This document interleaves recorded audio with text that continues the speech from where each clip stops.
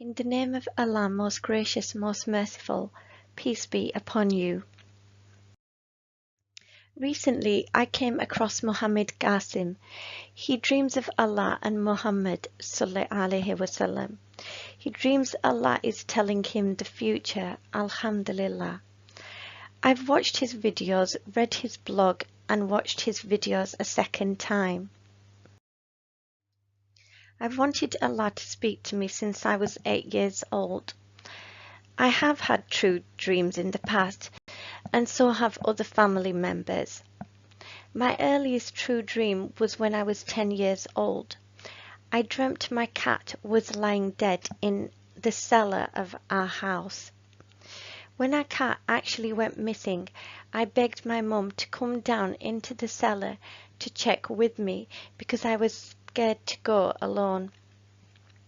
She refused at first but gave in on the third day. When we got down, we heard flies buzzing around in the cellar, and then through a window a sun's ray was coming down and hitting my cat's body and lighting it up. It was lying there stiff on the floor. It had been dead for a few days. My mum sounded really surprised, but with a sad voice she said, "Wow, your dreams really come true." Now, whether that was a jinn, a demon, or Allah that had whispered in my dream or somehow let me know, I have no idea.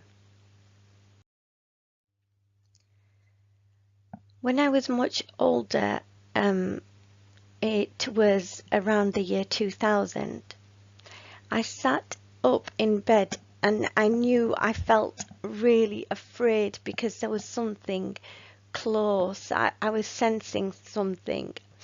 I climbed into my daughter's bed, who was 6 years old at the time, because I felt perhaps I needed to protect her.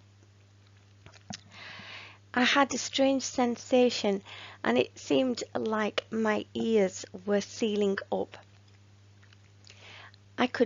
And it was so the external sounds were disappearing, and gradually I could just hear the inside of my body, and the sounds within my body were becoming louder and louder until I could hear my breathing and heartbeat speaking words over and over.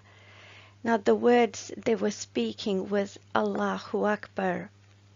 Now my breathing and blood flow combined to say Allahu Akbar. I'll try to repeat it how the sound came to me. So as I was breathing in, it was saying Allah, and then Hu Akbar was on the breathe out, and the heartbeat. So Allahu Akbar, Allahu Akbar. It was like that. But gradually, and it was beyond my control. The sealing of my ears was beyond my control. And I was really afraid, but gradually calmed myself, thinking this is only something of God and it could only be positive. Now, after that experience, I've longed to have that experience again. And sometimes my ears twice have become sealed, but I haven't heard the internal sound that I heard on that occasion. Now, unfortunately, I'm not a perfect human being, and neither are many people. I have committed crimes against my own soul in my life, and I pray that Allah will forgive me. Now and again, I do hear whispers in my sleep, or even sometimes I'm awake and I'll hear things, or have a quick vision of something. Um, one night I heard a voice say, I would be protected from a people. I understand the people to be, the evil people in power like Bush, Blair, Obama, Kissinger, all these evil people that go around murdering others so that they can get rich and powerful and pay mercenaries to kill people to gain wealth and power, and then blame Muslims for these mercenaries that they pay, who are not Muslims, who are Satanists, but they're given the label of being Muslim. So this dream that I had, or this voice I had, was some time ago, and I thought I'm going to keep it to myself because I thought if the whisper is from Allah or His messengers, I would see the effects. Because I don't know 100% if the message was from God or from devils trying to trick me. I do try to remember to recite Ayatul Kursi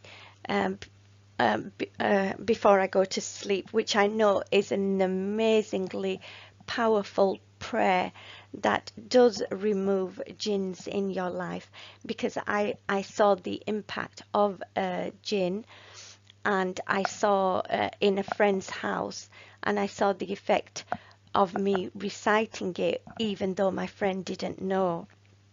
I don't know if I've already done a video about that. When I talked about how to get rid of demons. So recently, going back to Mohammed Qasim on YouTube, I discovered him and I realized he was receiving similar dreams to mine, only more stronger and clearer and definite messages where he knew for certain they were from God. Now, even though I was quite upset, I'll admit, I was upset because I wanted to be the most special person to Allah in these final days. But inshallah, someone of better character seems to have excelled over me. But I would just like to say that let us as believers still rejoice, because the end times are here. They are holy times, and they are times in which Allah will speak to good believers. So let's try to compete against one another so that we can be even better in character than someone else who is sensing messages from God. And Allah will, in the hard times, He will protect those of us who are the superior believers and who have the superior belief. You have to have faith. Some people call themselves Muslims or Christians or Jews, but they don't have that faith. So He will feed, clothe and protect those of true faith. So let us rejoice, because alhamdulillah, painful times are coming to an end. And I would like to pray for all of us. I pray that we all are guided, protected and given peace. I pray for the guidance of the Satanists, Antichrist and the devil to the straight path. May the ultimate success be that all creation unite for truth and justice, and allow humans to know they are not wiser than Allah, and accept Allah's guidance and not be angry with Allah because of our ignorance about the decisions that Allah makes. I pray Allah guides us all, grants us all forgiveness, and Allah makes the children be a source of peace for the parents, and pray Allah makes the parents be a source of peace for the children. And I would like to pray that Allah makes me a source of peace for all. And I pray that I achieve martyrdom, even though that is reserved for the most superior of Muslims. Allahu Akbar and Allah Hafiz.